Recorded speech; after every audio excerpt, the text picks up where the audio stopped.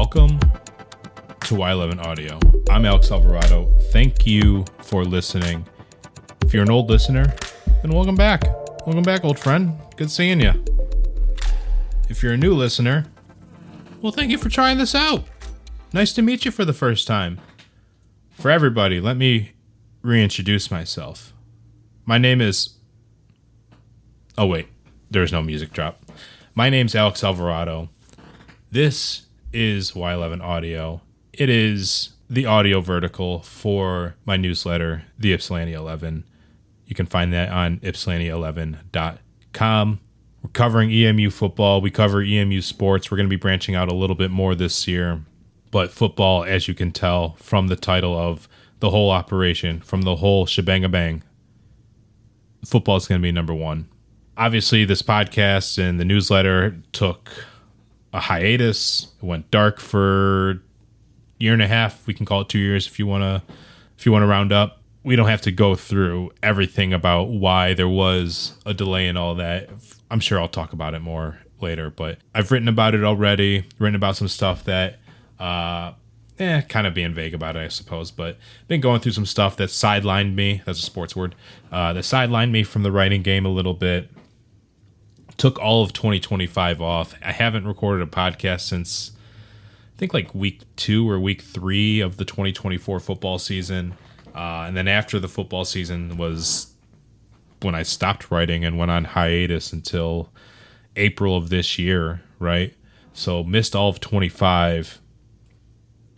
But now we're just getting back into this thing. Let's just get back into this.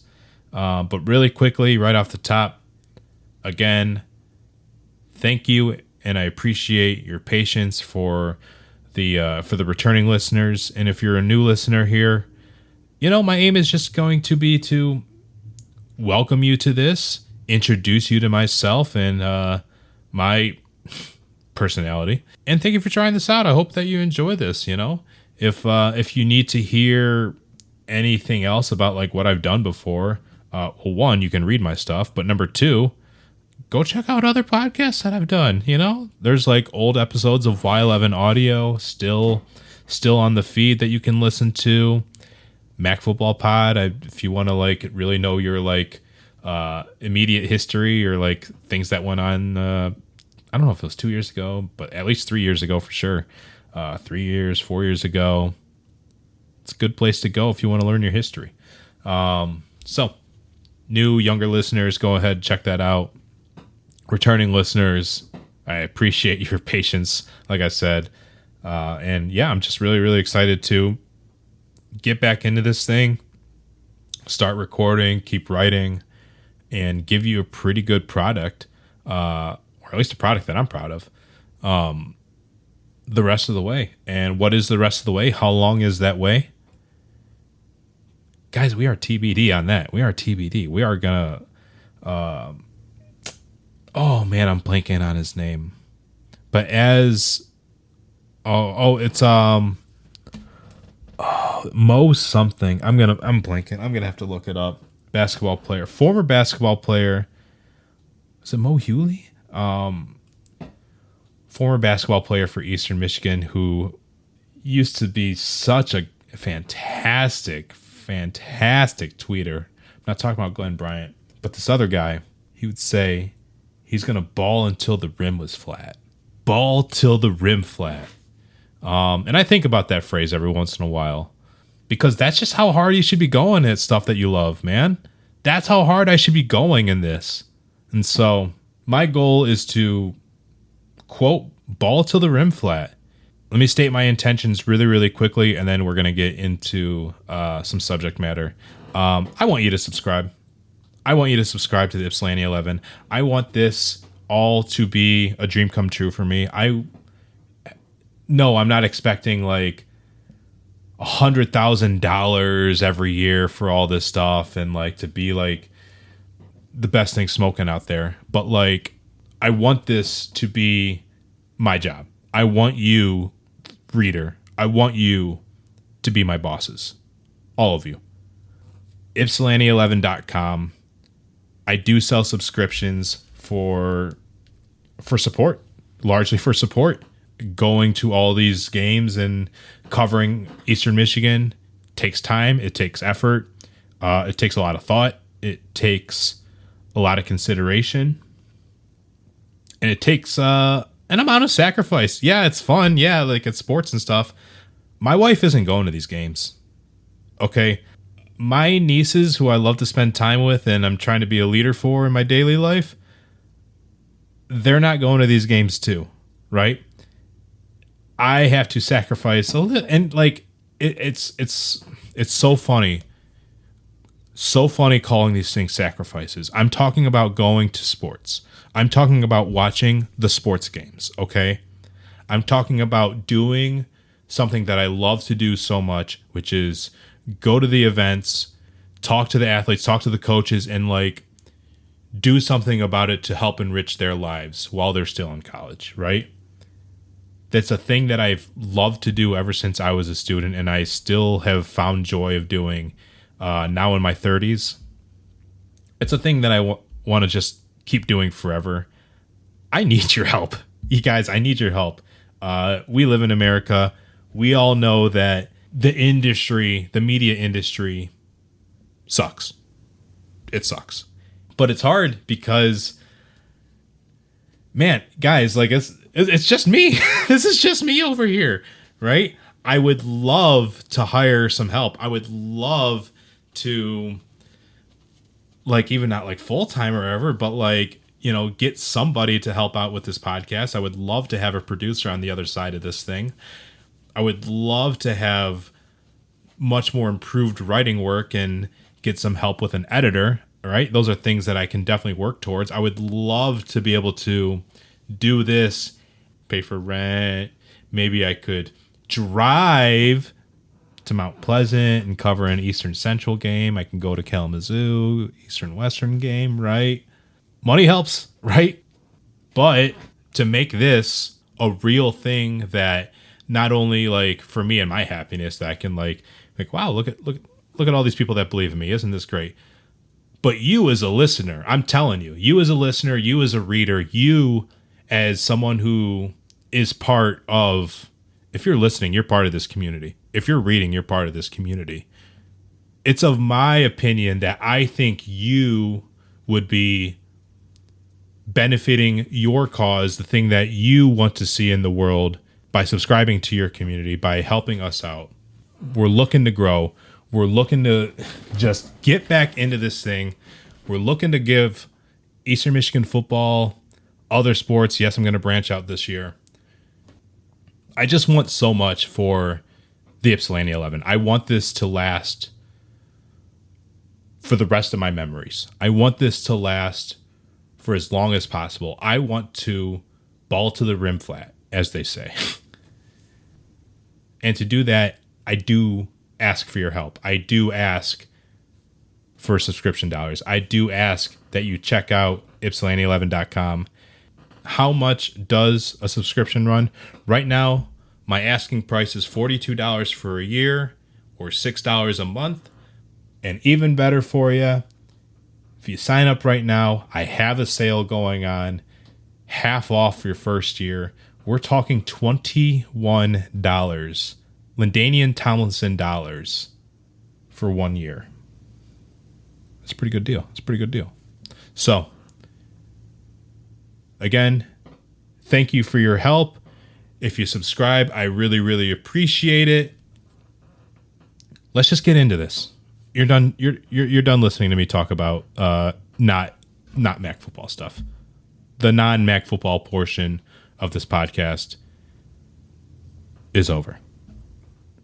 We are now into the MAC football portion of the podcast.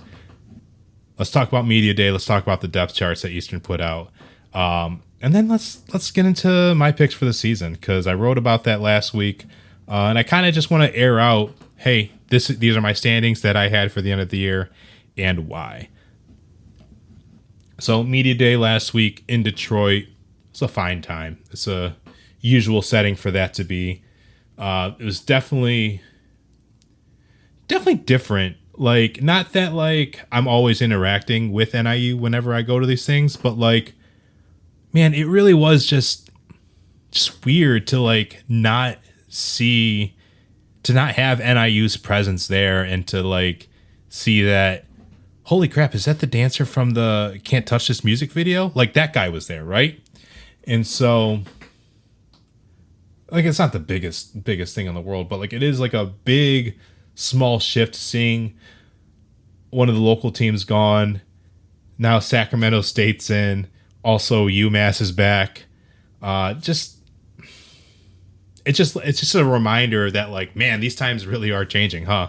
Like, the days of like me coming in, knowing all the 12 teams that are going to be here and all that stuff, like, those days are long gone, aren't they? Huh?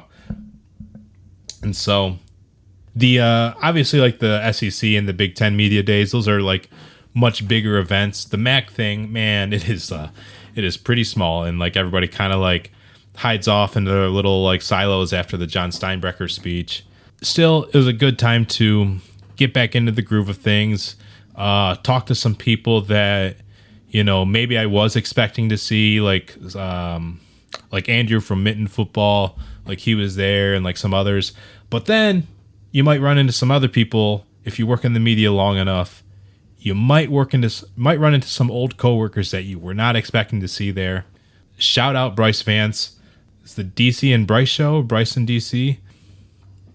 Check them out on YouTube, especially if you live in Indiana, because they're going to be local to you, for you Hoosiers. But yeah, somebody that I used to work with back when I was with one of the newspapers in Indiana. Yeah, ran into him there, and that was crazy. The other couple usual things that Media Day is pretty good for. One, I finally get to see some media guides. But here's the thing, man, and this is, if you're not in the media, you don't care about this. You guys, I miss media guides. I just made it seem like I pick up a bunch of media guides and like I read through them all, and I have like pounds and pounds and pounds of paper that just like went into my backpack, and so I can like read through all these like old record books of information and like current day stuff of what this team's going to look like, and all the updated biographies for everybody. Man, those days are so far gone. And like I knew that was happening like slowly over time, and like right after like the post-COVID years, when like everybody just went super digital and like nobody brought packets. And then like this year, man, like even like the digital only stuff, few and far between of like having really good media guides out there. We're lucky enough here. Don't worry, guys. Don't worry, guys. The Eastern Michigan media guide's pretty dang good. Central's got a really great record book too. Like I think the record book at Central that you can find online is like 300 and some pages or whatever. Eastern's like it's a good like 200 something too, with like old record information and like current rosters, two deeps, which is like what I really want. I'm about to get to here. Like that information's in the depth in the media guides too. Man, some of you other MAC schools, you guys need to step it up. You know who used to be really great with the media guide and is not so great anymore? Western Michigan. I think Western Michigan has had the biggest notable drop off in the record book and media guide game in the MAC. Either you guys or Toledo. One of you two. No excuses, though. No excuse. I really miss just having the media guides in my backpack. Okay, but you don't care about that. What you do care about is what I see in the Eastern Media Guide, which is the preliminary depth chart. Who doesn't care about that, right? And of course, these things are like subject to change, but it's worth looking at still. A couple things that I do want to see from it. Well, let's say the non-surprises. Let's start with the non-surprises, right? Noah Kim, Jay Stuckey is your top two quarterbacks. There's not a lot of experience after them either. Jay Stuckey hasn't played, I don't think, at all. So I'm not really like surprised at that, considering that there is like a Yale transfer on the team too. But, you know, once camp gets going, we'll see if the transfer can crack the 2 deep during the season. But I'm not really like, it's not the biggest deal in the world, I don't think, because having a returning quarterback who led the MAC in passing last year, that's pretty good. That's pretty good juice. Running back, Braden Bennett is listed as the backup behind the shared starters of Amarian Blue and Joey Mattard. Joey Mattard's an in-state guy. Amarian Blue, North Carolina, I believe. Bennett, though, 2-time honorable mention, all Sun Belt type of running back when he was at Coastal Carolina, comes from Virginia Tech, where he didn't really play last year. But he was also like on a team where like its head coach got fired like 5 weeks into the year too. So, man, like reading into playing time last year is like whatever. Like, that's literally not worth parsing out, I don't think. But Bennett, obviously being a new guy and whatnot, probably still has a few miles to go and like actually knowing Eastern's playbook like Blue and Matter do, who between the two have one career start. Yeah, I don't see Bennett as like somebody who's going to be missing out or like even be third in touches this year out of that position group. But at least heading into camp, he knows he's got some room to grow and has to show an obvious leap over these two guys. Like that's going to be his motivator right there. The wide receivers, Nick Devereaux, of course, comes back as an all-MAC type. And then, Harold Mack, Benson Prosper, 2 guys in their first years with the team. They're going to be sharing at the H role. Z receivers up for grabs. Right now has listed Antonio Floyd as the starter, but anything could happen. There's so many, there's good pass catchers in this group. In the spring game, I thought that the receivers showed that there is growth in that room, and so I could see Nick Devereaux being a standout receiver, and then maybe they'll find a second and third, but it's going to be largely receivers by committee across the board here. Joshua Long, I could see him as being a steady hand at the Y. He was an all-MAC tight end last year. He returns. I think he still has another year after this season 2. So having an all-MAC receiver come back and know that this isn't his 5th and final year, that's going to be really, really good for this offense this year and moving forward after that. But all we have is 26. But 2 guys behind him on the depth chart. Tanner LeMaster, okay, fine. Kentucky transfer, okay. Not surprised to see you on there. But Armad Sharp, a true freshman, that's crazy impressive to me. We'll see if Sharp can really break through and actually show that he's going to be more than capable of holding his own at the college level as a true freshman. But to do that at the Y is crazy to me. Because here's the thing about tight ends.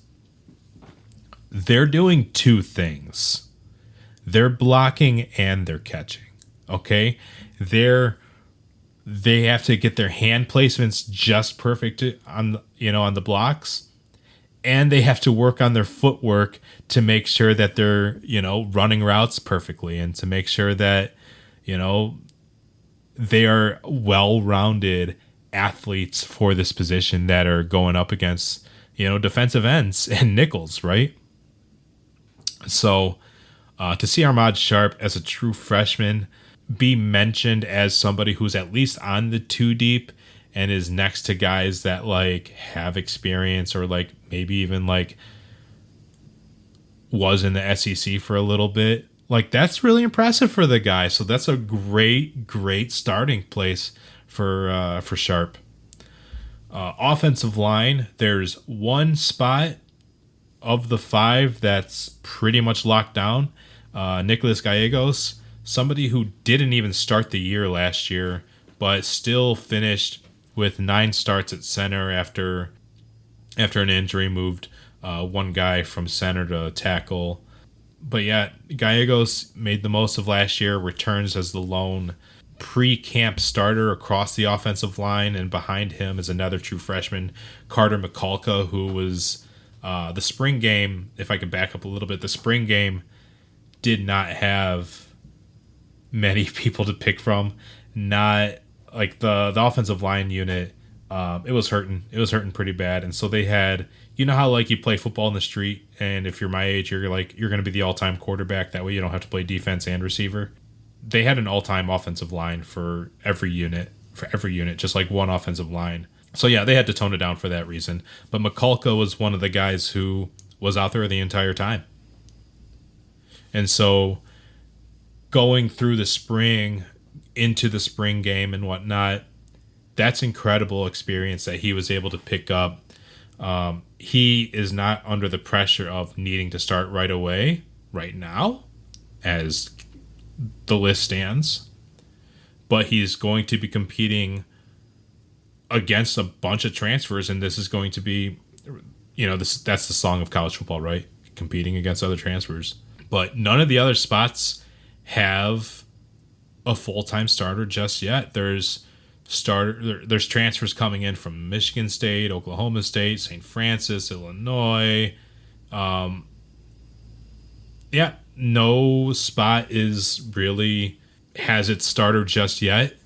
That's what camp is going to be for. I would expect there to be multiple different, at least, I don't know what it means, but multiple different starting lines used throughout this year. At least through the first 3 games. I wouldn't be surprised if even with no injuries, if there's not a lot of great consistency with its first 5 that EMU wants to run out exactly 1 month from today against Sacramento State. Yeah, I could see some variations to be had just because there's so much uncertainty now. I can't expect there to be absolute certainty going on 5 weeks from now.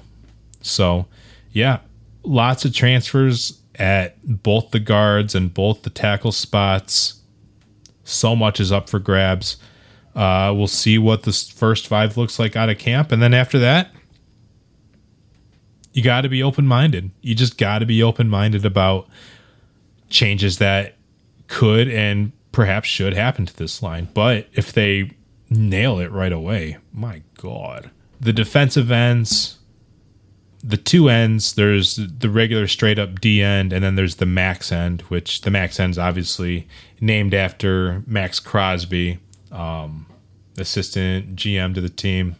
Regular D end, Carter Evans, brother of Samson Evans, who obviously graduated out a few years ago, and then Hector Gonzalez right behind him.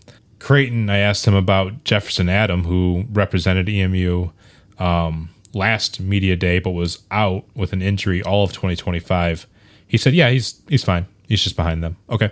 And then at the other defensive end spot, Quincy Bias, somebody who was just a freshman last year, was listed a pre-camp starter ahead of junior college transfer Ron Harden from the same college that Aiku Dengwu went to, Mount San Antonio in California. Interior guys, Javon Thomas, Noah Patterson listed at 1 defensive tackle spot, and at the nose, Warren Stevens-Tayu and Peyton Christian, a Lamar transfer. They're going to be locking it in there. Linebackers, Creighton again claims that Zach Mochin is totally healthy after missing so much of last year and so much of the 24 seasons. In back-to-back years, he had his seasons shortened. But he says he's totally healthy. He's coming out as the will linebacker to start the year. Barry Manning, who started his college career as a safety, worked his way to the second level and is the Mike linebackers to start the year. Obviously, this is modern football, modern defense, so we have 5 defensive backs out there. 2 Calebs to hold down the corner spots. Caleb Coley, and Caleb Dobbs. And then there's another transfer from Iowa Western on here, Raekwon Atkins, Jordan Toney, also a backup cornerback. Jordan Toney, like 6 foot, like he's like a Wemby corner out there, 6 foot something. He's like 6'5".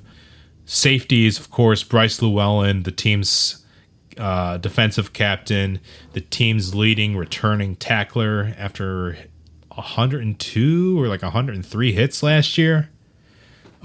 He's got the bandit safety spot, star safety, so the bandit being the boundary, Javian Norman, Donmiel Rogers, and then the free safety, Jason Marshall, whose dad played on the 1987 bowl team. Him and Juan Salas have the free safety spots on lock.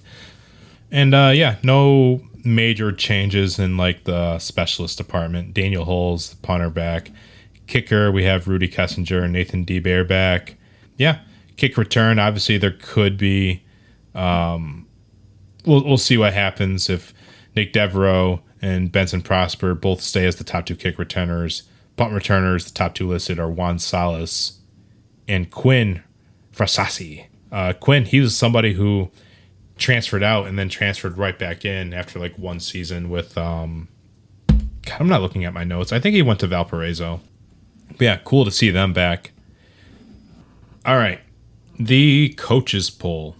The coaches poll came out on media day, of course. There used to be I missed the media poll, but alas, we're stuck with the coaches and their opinions. No real surprise, I don't think. No real surprise with Western Michigan and Miami being the top 2 favorites in the league. Western, which won it last year, with Lance Taylor. Lance Taylor, he took the team from, I believe it was, I'm looking at it right now, 4 wins in his first year, 6-7 his second year, and then was like the 7th, like in the coaches poll in 25. Western was picked 7th to win the MAC, was in 7th on the coaches poll last year. Ended up winning the league.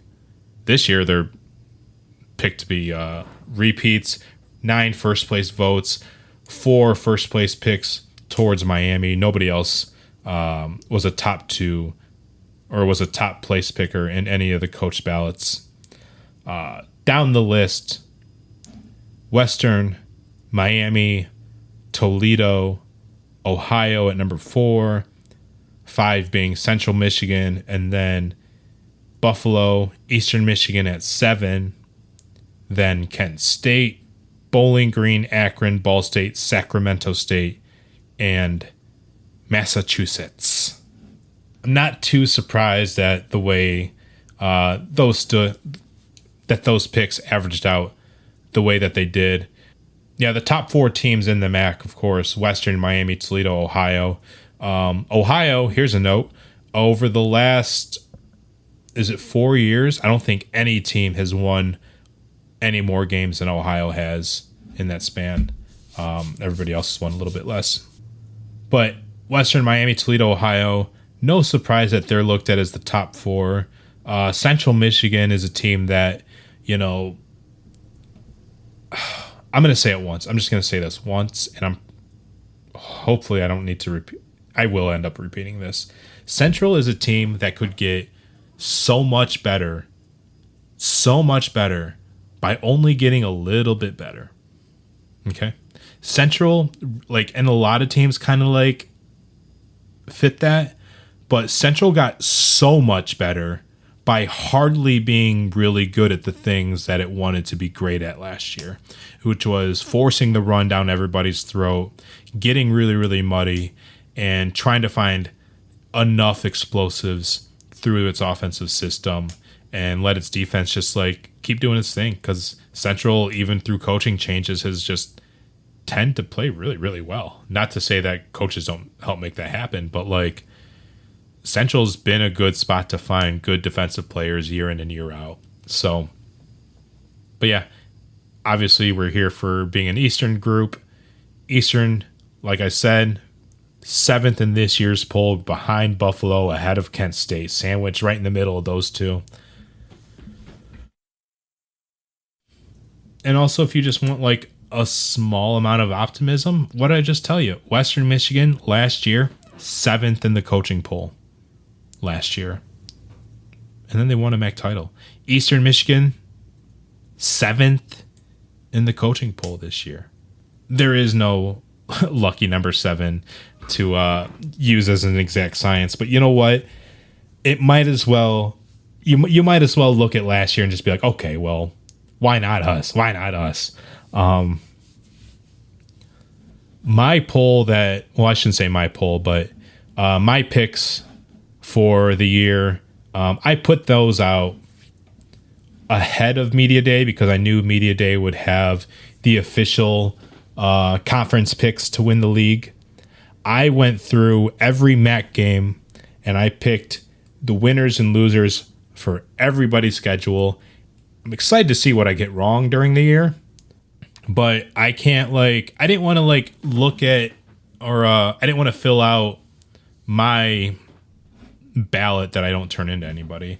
I didn't want to turn in my picks to myself and look at it and just be like, okay, this is just a vibes based feeling poll 1 through 13 because guys, number one, if there was more people at the Y11 offices, we could have more contributors, more people to put in their ballots, and then we could average out things the way that the conference does.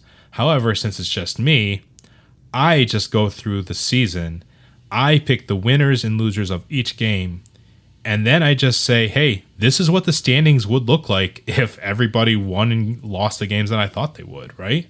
Because I'm not going to it's just easier for me to sort through. It's just easier for me to sort through. And so here's what I have at the end.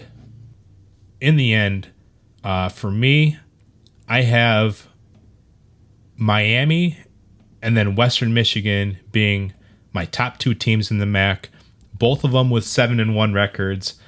But because Western and Miami meet up on the final regular season game of the year, there's a head-to-head tiebreaker. And so with Miami beating Western Michigan but still having a loss on the MAC schedule in my picks, and listen, I'm going to go through my picks. I'm going to talk about the seasons. We're not going to get into super crazy in depth because after this episode, I will kind of go through the schedules that each of these teams has in future episodes and kind of give you more expectations to look for. But right now, I'm just kind of laying out, hey, this is the season that I picked and this is the standings. We'll go through the schedules more intimately later. But this one, I just kind of want to give you the results of what I have here. And so what is that one loss that Miami's going to suffer? Not against Western. Not against Western. And with that, with the seasons that I picked for Miami and Western to both finish with 7-1 records, both of you go to Detroit, and then you guys can play for, the 4th time in 2 seasons. Miami, Western at 7-1. My 3rd place team, 9-3 overall, 6-2 in the MAC, and that's your Toledo Rockets. I think Toledo, guys, hate to say it, I still think Toledo's going to be really good. Now, there's still a level of you got to show me something before I get you all the way there with this team, because we haven't seen Mike Jacobs coach at the FBS level. We haven't seen him take on Toledo just yet as hey, I'm actually coaching right now. He's obviously working. He's recruited. He's got some all conference level players at really important spots, receiver, but at the FCS level, he's getting these guys out of. So it's not hey, we're getting an all ACC honorable mention cast off or a former Ohio State walk-on onto our team, but we're getting the all Ohio Valley wide receiver out here, right? And so I think Toledo, has a lot that it needs to prove, but I think the talent that it got is still pretty dang good. After the Rockets, I have 3 teams tied for 4th. Your EMU Eagles, Akron, and Ohio. Even though Eastern hasn't been to a bowl game since 2022, I still think that this is a team that's certainly on the rise. That certainly there are enough pieces on this team. Like if you read the roster, right? If you look at the roster and you look at the pieces coming back at quarterback, at defensive back, at receiver, at tight end, the depth of the secondary. If you're looking at this team and you're reading the roster and you're like, hey, this is a team that had 6 wins last year. Why can't I pick them to have more? The reason is because this team did not. They went 4-8 with a horrible run defense, and some of those pieces have been changed out. But a lot of the bones are still there. And if you read the bones and you look at this team and you're like, this reads like a team that should win a fair amount of games next year. The only reason why you don't is because they just didn't win enough the previous year. But roster-wise, it looks like it's in a pretty good spot. Obviously, the biggest question mark, and it's an incredibly fair one, is will this offensive line do fine? And then the other thing is the other most important thing, because if football is two things, if it's a game about blocking and tackling, and okay, got to figure out what the offensive line is going to look like, how well is it going to block with all these new transfers? Well, we got to ask the same about tackling, because it was the worst run defense in the nation last year. Not something that can't be fixed up. But hey, man, until Eastern stops the run, I can't go all the way there just yet. That said, got a favorable schedule. You got a favorable schedule. If you're still playing some of the more like Akron, I know I already picked them in this group too. And they could be better, but historically Akron has just not been that. You look at Akron as like a bottom half MAC team year in and year out generally. And that's earned, right? But Eastern doesn't play all of the top MAC teams. And I say that as they're just missing one, really, actually, the way I see this. But play Sacramento State, UMass, Akron, Kent State. Those are winnable games, right? Now, things could definitely get dicey with Toledo, Ohio, Central, Western Michigan on the schedule too. But Eastern's got some good opponents that it should fare well against. This should be a year where it gets back into bowl contention. If not, I don't know, man. Maybe something's got to change. Maybe. Tied with Akron, of course.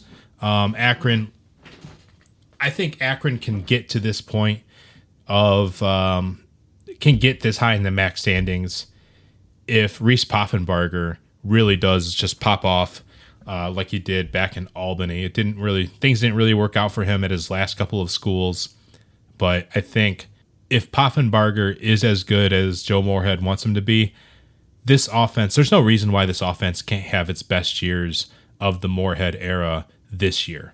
And it can't, Akron, if its offense can keep the ball in the air enough, and if it can, be a threat with its passing attack, dude, some of these games are going to be up for grabs. There's already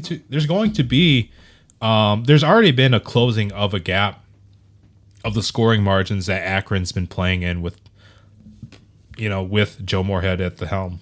But if you become a pretty decent passing team, there's some upsets that could happen.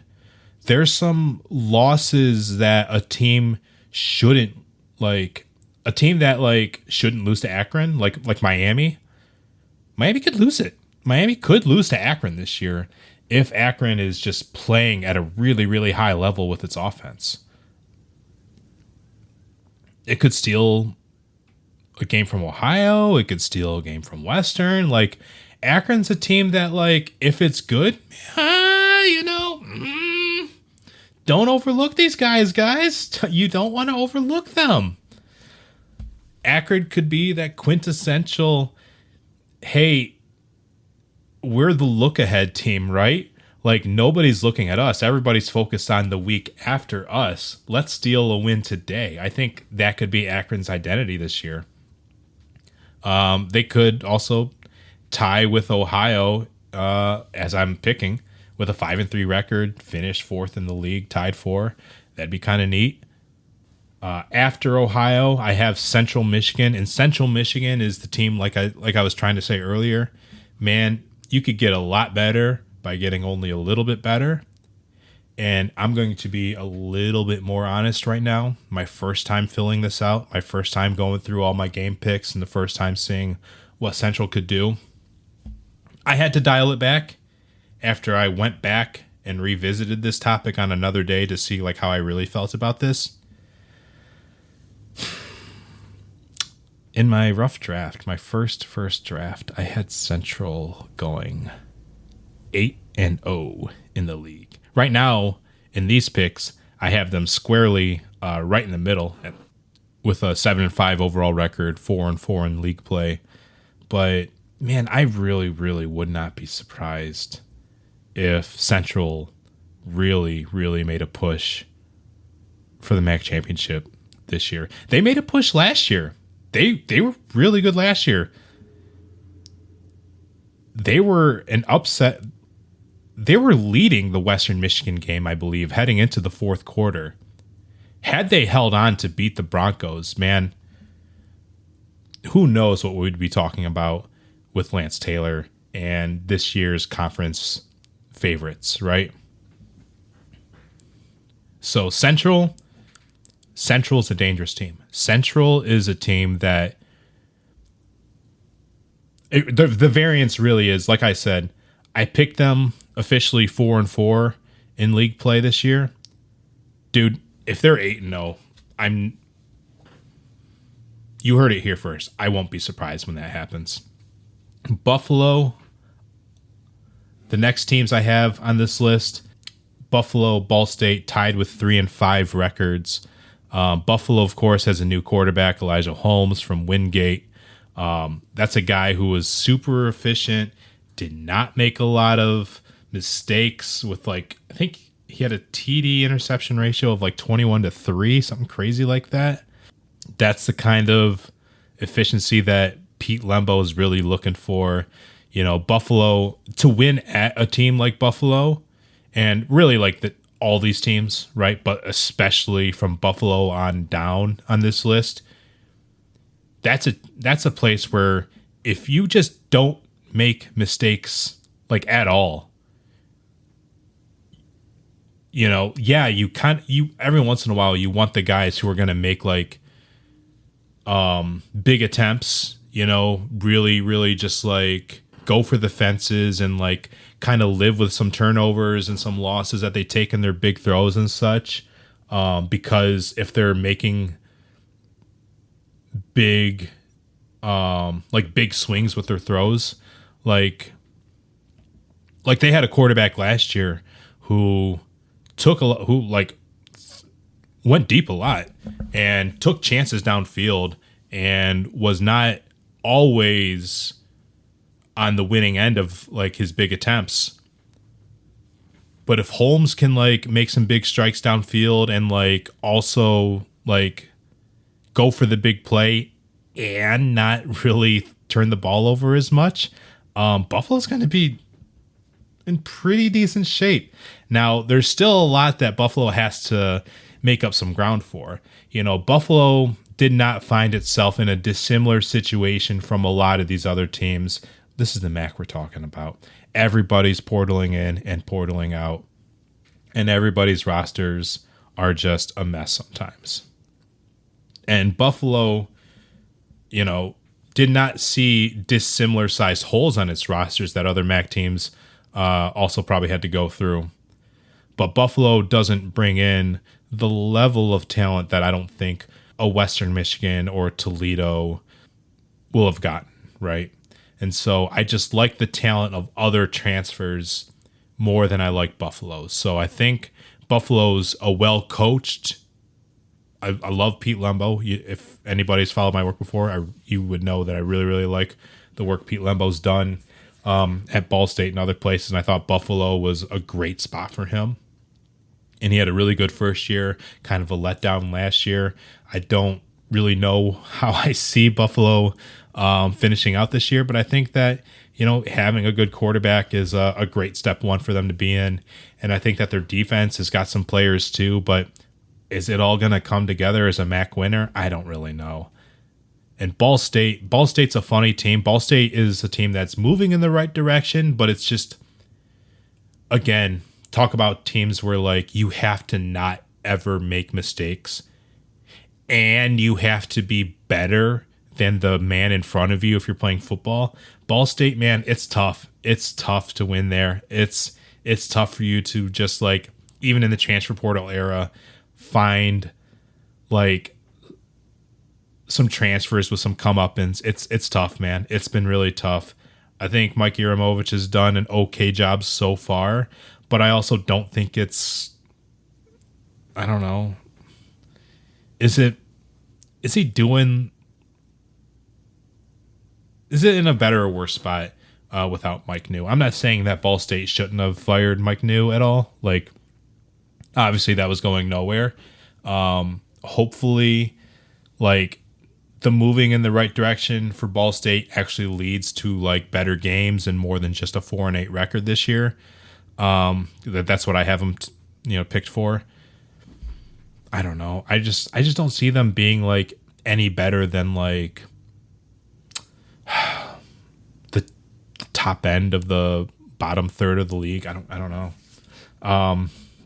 Even though, and so after them, I have Buffalo, Ball State as 3 and 5. 4 teams left on this list. 3 teams tied, again, all by my picks. 3 teams tied with 2 and 6 records. UMass, Kent State, and Sacramento State. UMass, of course, man, you want to talk about an impossible place to win at. UMass has been impossible ever since it moved up from FCS to FBS, a move that will confuse the historians for years to come. But last year they went 0-12, and you know what? This is a vibes-based thing, man. And the vibes are just like me wanting to be hopeful, okay? I just want to be hopeful for this group, right? I just want you guys to experience some wins. And you know what? You have 2 FCS teams on this schedule. By God, you better win one of them. By God, you better win both. Let's talk about our new friends, Sacramento State, who's coming up from the FCS. Are they going to be talked about the same way UMass is right now, where years from now we're going to be like, why did you guys ever move up from FCS? And man, are these historians going to be confuzzled for the rest of their time looking at this and being like, why'd they ever move back when they did, or move up when they did? But Sacramento State, you're paying out the ass for this experience, and you will pay out the ass for this experience. Oh my God. Oh my God. Oh my God. I did not know the level of, oh my God, I did not know the level of desperation one team could have in trying to enter the top end. FBS. I don't even want to call this the top end, because like even now you're entering a division where everyone's like, oh, well, they're all going to try to split off and have their own thing, huh? The SEC and the Big Ten, the Super League's going to have their own thing, huh? Like in Sacramento State, man, you guys were, oh, we're going to join the Pac-12. Oh, we're going to join, or the Pac-10. Oh, we're going to join, no, it's Pac-12 or the Pac-10. I can't remember what it was last. It was the 12. Oh, we're going to be the Pac-12. Let me reposition and be in the Mountain West. Well, now let me further reposition myself and be in the MAC. That's crazy. That is absolutely crazy that they're still here. Absolutely crazy. Anyways, if they win like a couple of MAC games, that'd be kind of funny. That'd be kind of funny. We'll go over their schedule during previews weeks. But I'm just gonna say this right now. Sacramento State. Thank you. Thank you for having the funniest, and I mean this, I when I say something is the funniest, I mean the funniest schedule I have seen in a long time. Like, I'm talking, oh my God. You know what? Man, like UMass had a schedule a couple of years ago that was just like, oh man, so funny. But Sacramento, we'll talk about it later. But you know what? This is all I'm going to say to talk about Sacramento State's schedule. Your fourth and fifth games of the year: home against North Dakota State, home against UMass. That is so. Oh my God! The first time I saw that, I was on the floor. Speaking about being on the floor, Kent State, you guys have been doing better. Last year was a really impressive year. No one expected Mark Carney to lead this team to a 5-7 record and a wagon wheel victory. But you know what's harder than winning at Kent State? You know what's harder than pulling off a 5-7 record at Kent State? Doing that or better a second year in a row. That is hard. That is going to be hard because you know what? Kent State still schedules like Kent State. They have like South Carolina and Ohio State on the schedule. And then their MAC opponents. They got MAC opponents. But I don't know, man. Kent State, they could improve, but I don't know if their on-field improvement is going to be good enough to beat the class of the MAC that they're still trying to compete against. They still have to play Ohio. They still have to play Western Michigan. They still have to play, oh my God, big bad EMU. I think there are some games on this list that they should win, but you know what? When I was going through my picks, I wanted to give myself some surprises and be like, you know what? You're an upset. You know what? You're an upset. And so I kind of had some fun with that. Speaking of no fun, though, let's finish this up. On the bottom of my list, and I want to be wrong on here, but I don't think I'll be as wrong about Bowling Green as I am about Central Michigan. Bowling Green, my first 13th place pick in the MAC, because I didn't do one last year, so I couldn't have a 13th place pick last year. But Bowling Green, yes, you guys were decimated. Yes, the quarterback play was non-existent because there was no health had behind center. But even then, I have no idea what I'm supposed to expect out of Bowling Green. I think Eddie George did an okay job at his last job before he came to Bowling Green. But even then, that's not a guy where I'm like, oh man, he's bound for greatness. It's like, man, he's not going to win a Heisman again. Like, he already did that. And his son won't do it. Like, his son's going to be a good football player for the defensive line at Bowling Green, Eric George. But man, unless Eddie George is like wearing a helmet and got some pads and like is in the huddle, I don't know, man. I'm not very optimistic with it. And again, they went through a lot last year, but Eddie George versus the other first year coaches in the MAC, not there. It was not there. Okay, other first year teams with other first year head coaches last year. Bowling Green lost to Ohio at Ohio, 35-20. Lost to Central Michigan, 27-6. Lost at Kent State, 24-21. And then the only team with a first year coach last year that Bowling Green ended up beating was UMass, when UMass was 0-11 going to 0-12, and Bowling Green won 45-14. If UMass has like got any respect this year, it could be a much different tale. But yeah, like listen, Eddie George was also a first year coach. Things could change, but I think a good place to be at is like, okay, where are you at versus other first year coaches, and you have a losing record against that, and your only win is against UMass. Dude, my optimism it's not that big. It doesn't go that far. And you know what? I could be wrong. I could be wrong about Bowling Green. I could be wrong about a lot of these teams. But the only thing that I would caution, if you're in, let's say, the MAC media, and you're looking at this and you're like feeling way too strong about like, well, why do I have Akron so high, or why do I have, I don't know, Ball State so low, or like Central Michigan not high enough? If you really, really, really feel strongly about your picks, I would just advise one thing, and it's one thing that you should not do. Because last week, if you don't know your MAC football media history, let me give you a quick little history lesson while we get out the door. Last week was media day, and that's when I had to check the date, and I had to check some receipts of some things that happened before. And that's when I remembered that last week at media day ended up being the 7-year anniversary of one of my favorite things that has ever happened in my time covering MAC sports, because it's something that somebody decided to involve me in.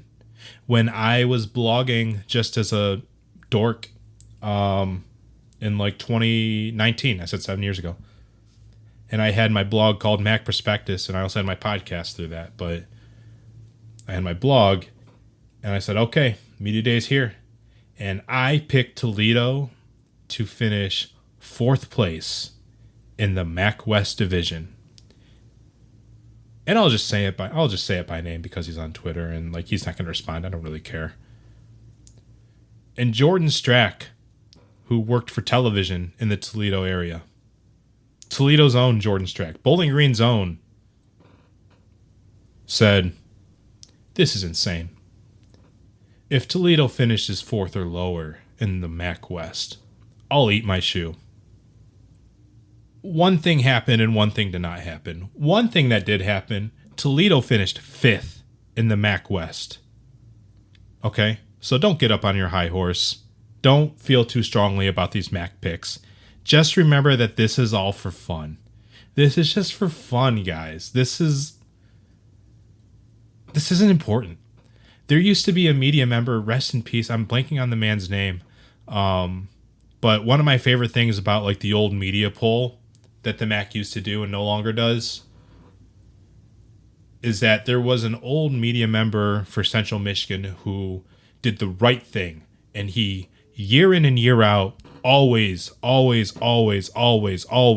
pick Central Michigan to win it all, because it's just that important. It's just that important. But anyways, Jordan Strack said I'm insane and that I have no idea what I'm talking about, and that if I were and if for whatever reason I just happened to be right, he would eat a shoe.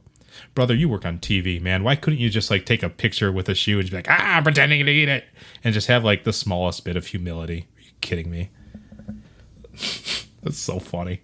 Anyways, Toledo finished 5th in the West that year. Jordan Strack did not eat a shoe. He did not live up to his own bet. He could have just not quote tweeted me at all. He could have just been like, you know what? That's kind of funny. These picks, I don't really know what this Alex guy is talking about. But you know what? Those are his opinions. Whatever. That could have been it. And you know what? Here we are, 2026, giving you my stupid opinions. And now you're reading a list that has Akron ahead of Central Michigan before the football season begins. You guys, we're here. We're here. Football season is a month away, which means we are officially back today.